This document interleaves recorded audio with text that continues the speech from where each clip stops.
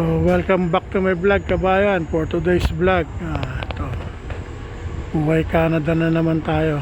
Story. So, nandito pala tayo sa Kennedy Station, no?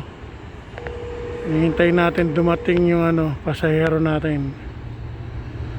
Pick up passenger. Passenger pick up. Baliktad pala tayo magbasa.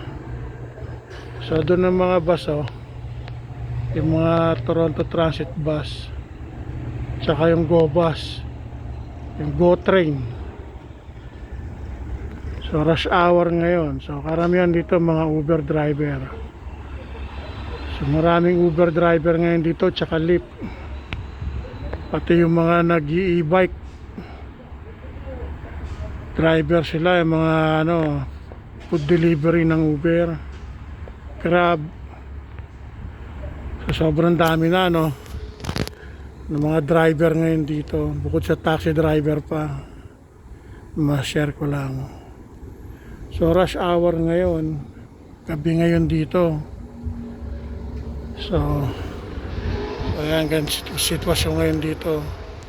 So maraming bus doon. Huwag na tayo lumapit doon kasi ayaw magpa-video ng mga ibang tao. Ayan yung bus na pula dumaan, ito ng babaan. Under construction kasi ito hindi pa tumatakbo yung tren na bagong gawa. So itong tren na to nasa taas na to, RT yan, wala na yan, na phase out na ilang taon na nakaraan. So I think 3 years ago tinanggal na yung RT papuntang Scarborough Town Center, Tumacowan. So ayan, so naghihintay tayo ng pasahero ngayon. Trabaho lang dito sa Canada.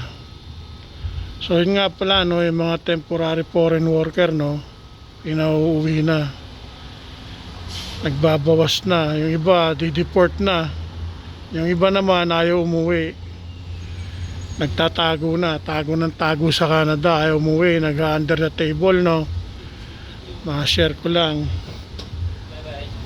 So yung iba sa palaran, tago sa Canada, hindi na yung papers,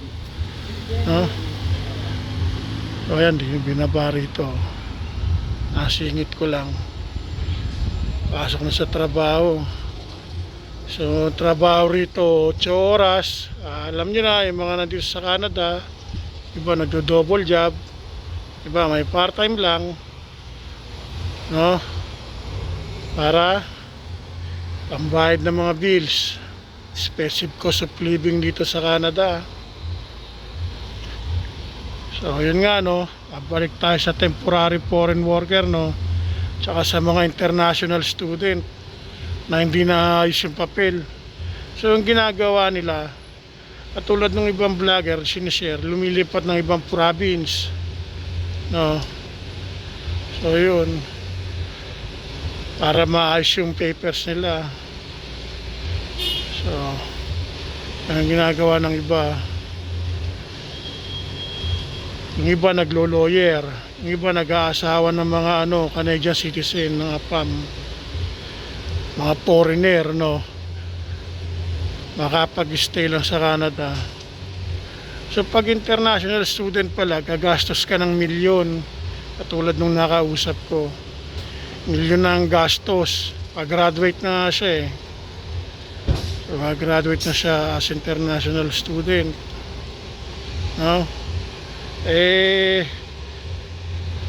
wala pa siyang trabaho na makukuha agad at naayos sa kanyang pinag-aralan, tapos yung papers niya hindi pa naayos, so sabi niya maglo-lawyer siya. Pag nag-lawyer siya,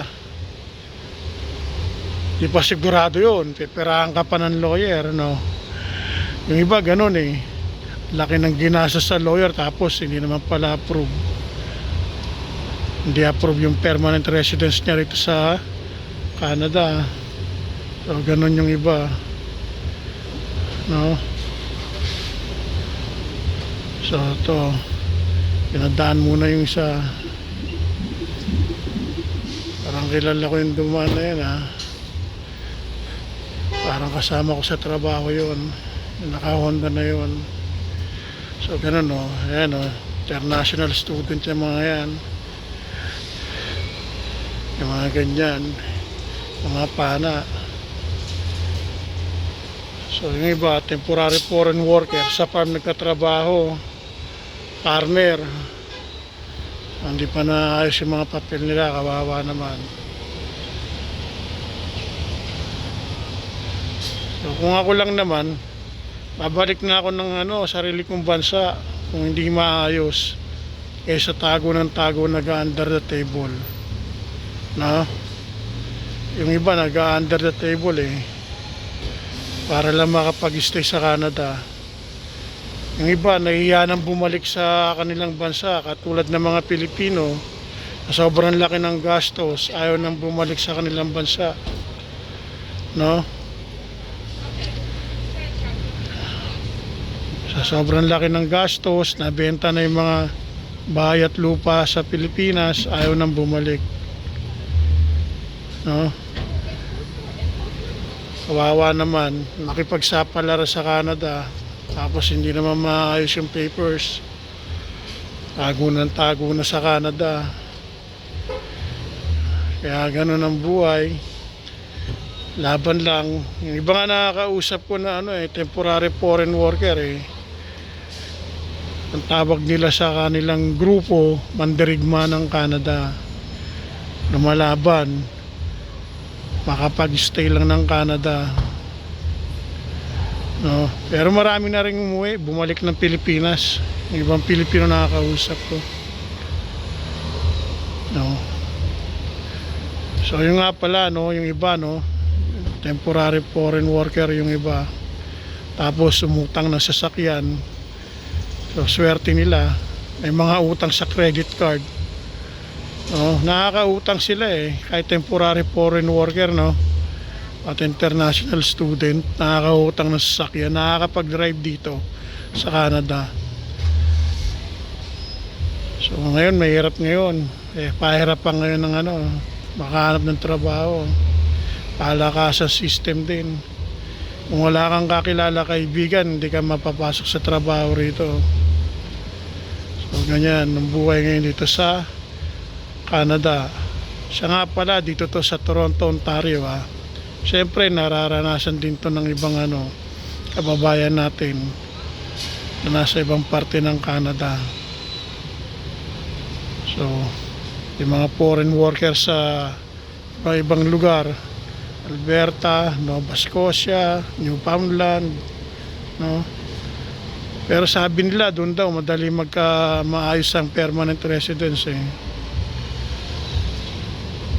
kasi konti ang tao, kailangan ng tao doon, madali maayos yung permanent residence. So ganun ang kalakaran dito sa Toronto. Pahirapan yan ang balita ko. Kaya lumilipat sila ng province kung saan ang konti ang tao, doon sila pumupunta sa malalayong lugar na parte ng Canada para lang maayos ang kanilang papers ng permanent residence. So ngayon dito sa Toronto, Ontario, mahirap maghanap ng trabaho. Kakumpetensya mo yung mga international student, yung mga bagong dating, ang dami. Samahan pa ng mga mga refugee. Maraming refugee bagong dating din. Yung mga galing sa Amerika, tumatawid ng border. Kaya ganyan ang buhay rito ngayon sa Toronto, Ontario. Yung iba sa Montreal naman, siya nga pala yung may pinsan ako ron sa Montreal, temporary foreign worker din. Yung agency niya IPAMS, nakarating dito. Siguro magtatatlong taon na rin siya. Sana nga maayos yung papers niya para madala niya yung pamilya niya. Pero yung iba talaga walang papers, nag-under the table, tago ng tago. No, dito sa Canada, no, maayos lang yung papers, nakikipagsapalaran. So siya nga pala, tapusin ko na yung video ko rito. 10 minutes load lang tayo dahil cellphone lang itong pang-vlog. Thank you for watching. If you like my YouTube channel, like and subscribe. And God bless everyone, kabayan.